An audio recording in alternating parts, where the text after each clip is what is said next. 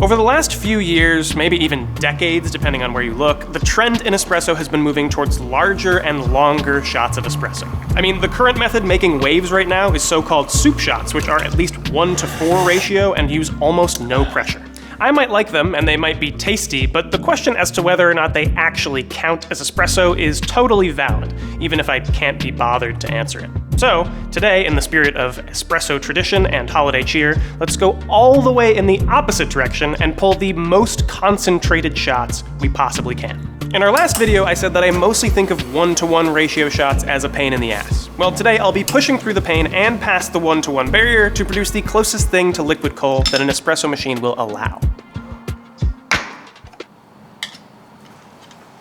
To give ourselves a good shot at success, we'll be using the best tools we have at our disposal. The Mazzer Philos, an indestructible powerhouse of a flat burr grinder, and the Linea Mini, a stunning machine made by a company old enough to remember when this is just how espresso was made. We'll also have some of our puck prep favorites, including a Weber Moonraker to break up those little clumps of coal we're sure to produce, a puck screen to stave off channeling, and some paper filters just in case those fine grounds completely clog our basket.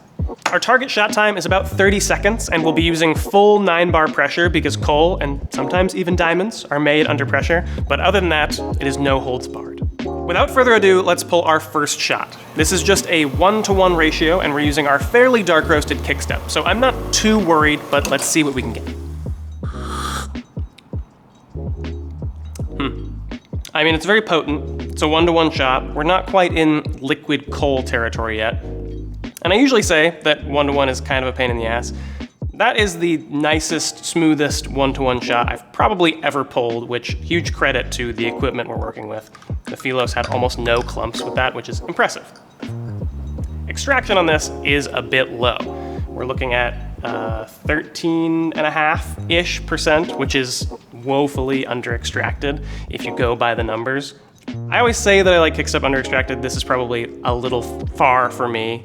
But this is just the start of our journey. We're going to be going much finer and much more concentrated from here. I think we'll go straight to 1 to 1.5. With that in mind, we're still going to be pulling out all the stops in terms of puck prep, just to help out our machines as much as we can. But in order to increase our extraction on such a small volume of output, I think we're going to draw out our shot time a little bit because I don't think 30 seconds is going to be enough. We'll see how it goes. I think we can really get into disturbingly intense liquid coal territory, what the naughty list people really need. Jesus. Okay. So, it's really sour. It's true. Okay, so that one, we got 18.6% TDS, which gives us an extraction of 9.3%, which is genuinely terrible. It still results in an insanely strong shot of espresso. It's incredibly sour, which should not surprise anyone if you're familiar with these numbers at all. It pulled pretty nicely. There was a little bit of a, bald patch on the bottom of the basket at the beginning, but it evened out and the flow was pretty smooth. I was pretty impressed by that. Really limiting the volume this much is creating a huge issue in terms of extraction. If we're gonna get past that, I think we gotta go longer, we gotta go finer, and we gotta just push it for all it's worth. In doing that, I don't know if I want to drink something this potent.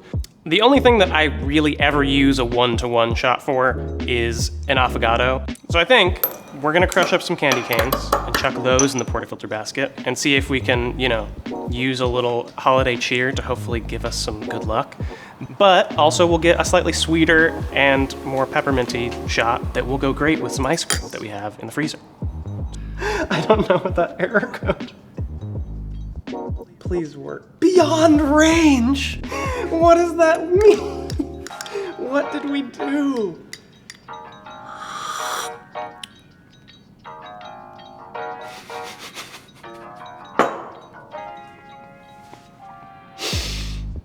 This was a mistake. So, you might have seen the refractometer. Can't read this.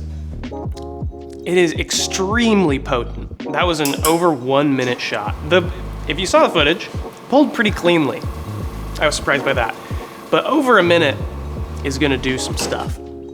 over a minute for 10 grams output. The peppermint is there. The sugar is there. Is it helping? No, not really. Not really. I wish that you could taste this. How do I even? Oh, because it's basically syrup.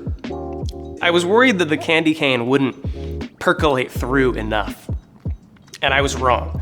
It genuinely is a syrup. You can see the thickness of it. When I was dripping it is when I started to get worried. It tastes pretty bad on its own.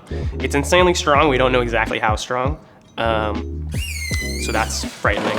But I think truly the only way that this kind of shot could be saved is with some ice cream.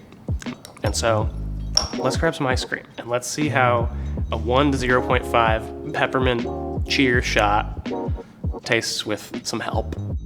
Hopefully you saw the way that poured and it looked genuinely like chocolate syrup. Doesn't taste like that, but let's give it a go. Honestly, it's not bad. I was still worried. I mean, you would think vanilla ice cream would save just about any shot of espresso. I will say that this experience is nothing like an affogato because the shot is so small that it retained essentially none of its heat. And so the ice cream isn't really melting. It's just hitting it like it's syrup, which functionally it is. So the question is, do I still think 1-to-1 shots are a pain in the ass? Kinda, but compared to this, absolutely not. Should you pull 1-to-1 shots? I don't know why you're making it hard on yourself. I don't know what you're trying to do.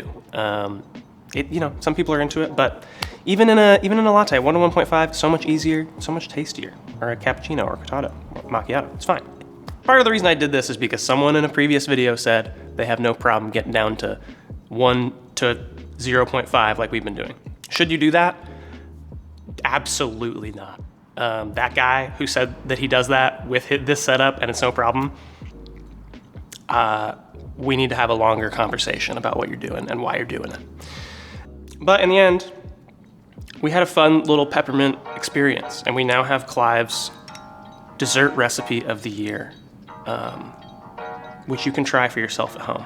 I don't know if I can honestly recommend that you put candy canes in your machine, but it'll probably be fine. It's just sugar. Well, if a soup shot isn't espresso, that certainly was. If you've been trying to find more efficient ways to dehydrate yourself, or a lump of coal simply wasn't enough of a message for that special someone in your house this year, I am 100% sure that this video helped you. I don't even need to ask this time. Regardless, I hope you found a shiny new espresso machine under your tree this year, and if you didn't, I know someone who can help with that. Our staff of coffee experts. He's not... Anyway. Enjoy the holidays with those you hold dear, and more importantly, Tamp subscribe. As always, thanks for watching. Beyond range.